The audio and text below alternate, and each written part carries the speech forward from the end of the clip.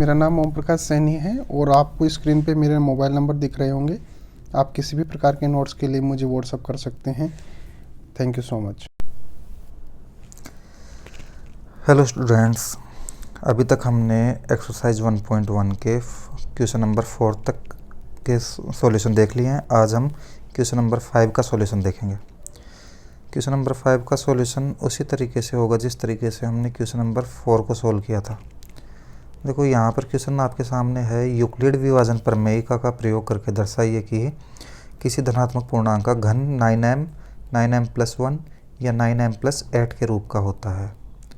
तो पिछले क्वेश्चन में हमें वर्ग निकालना था और इस क्वेश्चन में हमें घन निकालना है।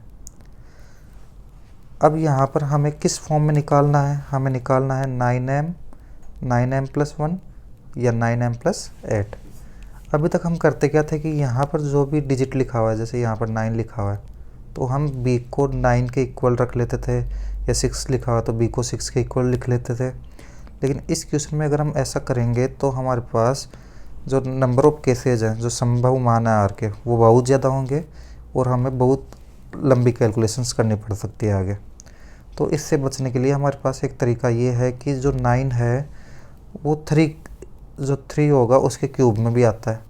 तो हम 3 का क्यूब जब करेंगे तो उसमें 9 ऑलरेडी एग्जिस्ट करेगा, तो इसलिए हम क्यों ना b को 3 के इक्वल ही मान लें।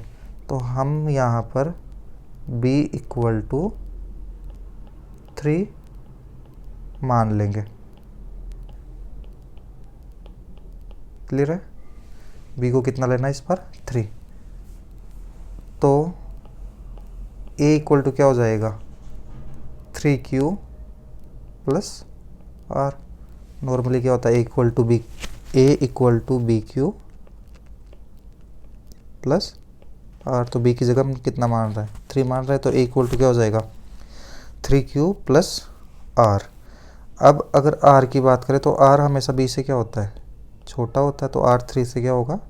छोटा होगा और 0 से बड़ा होगा या 0 के बराबर होगा। अतः जो r के जो संभावित मान होंगे वो क्या होंगे?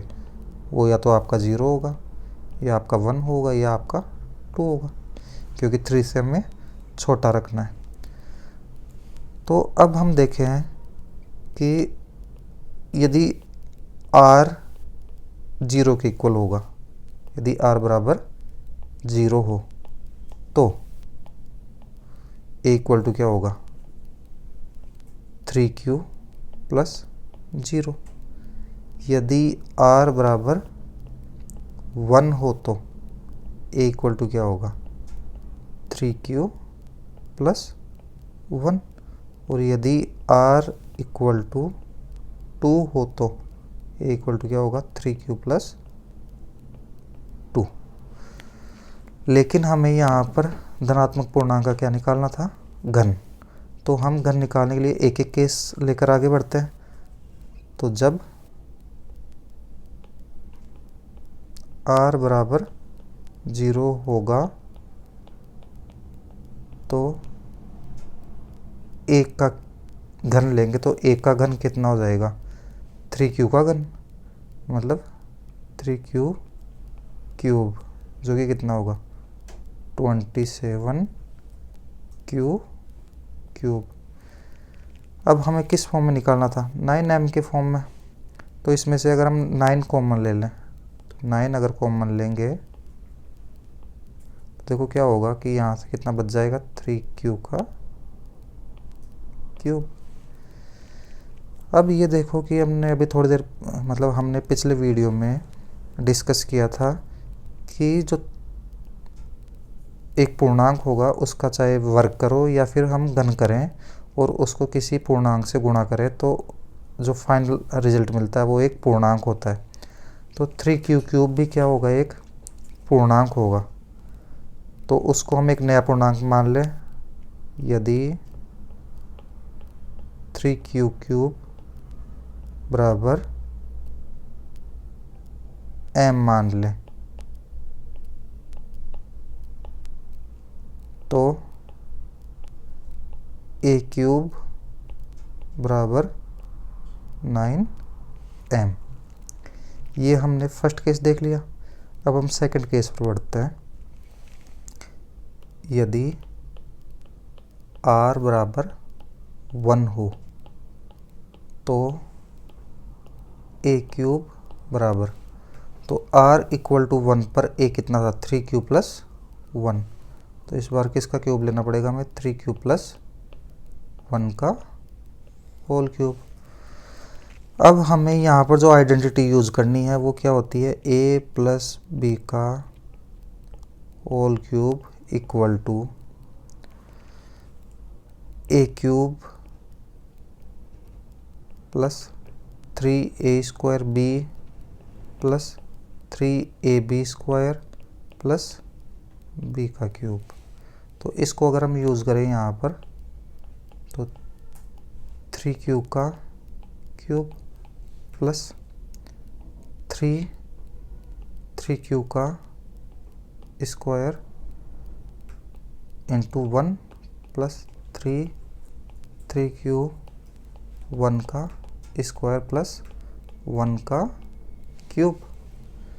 तो इसको अगर हम सोल्व करें तो 3 का क्यूब कितना होता है, 27 क्यूब प्लस 3 का स्क्वायर 9 और 9 को 3 से मल्टीप्लाई करेंगे 27 क्यू स्क्वायर। 3 को 3 से मल्टीप्लाई करेंगे आएगा आंसर 9 क्यू प्लस 1 का क्यूब 1।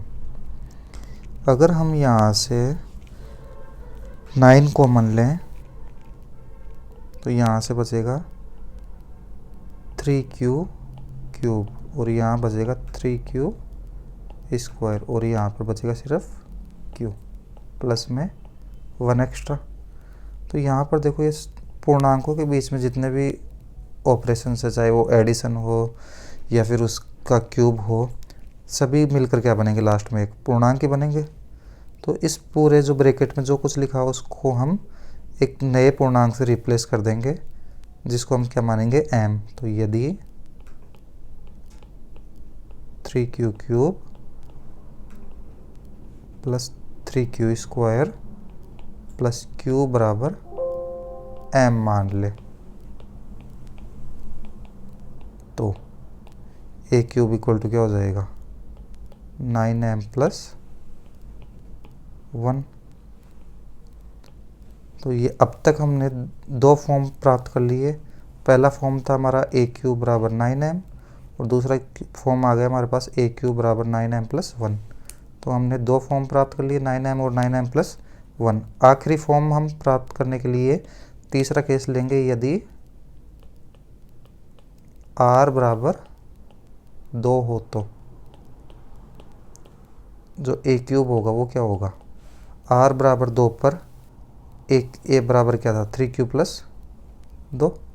तो यहाँ पर देखो a की वैल्यू रखेंगे 3q प्लस 2 का होल क्यूब।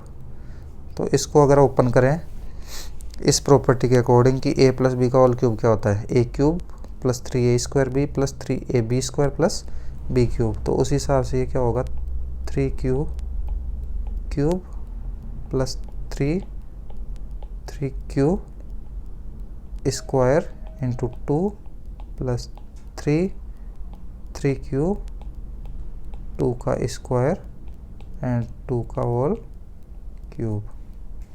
तो इनको अगर आगे सॉल्व करें तो 3 का क्यूब कितना होता है, 27 क्यूब प्लस 3 का स्क्वायर 9 को 3 से मल्टीप्लाई करेंगे 27 को 2 से मल्टीप्लाई करेंगे 54 क्यू स्क्वायर प्लस 3 को 3 से मल्टीप्लाई करेंगे 9, 2 का स्क्वायर होता है 4, तो 9 इंटू 4 36 क्यूब प्लस 2 का क्यूब 8। यहाँ से हम इसमें से अगर 9 कॉमन ले लें तो 9 कॉमन लेंगे तो यहाँ से देखो क्या बनेगा, 3q cube plus 6q square plus 4q plus में 8। अभी तक हम जैसा करते हैं कि ब्रैकेट में जो कुछ लिखा हो उसको एक नया पूर्णांक मान लें।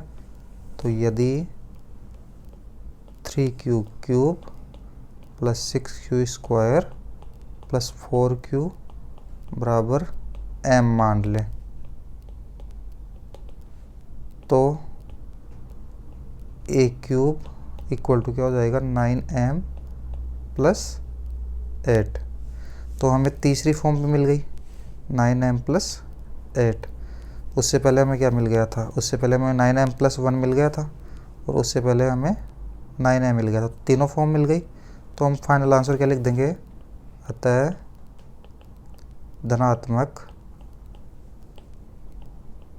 पूर्णांक का घन 9m प्लस 1 या 9m प्लस 8 के रूप का होगा।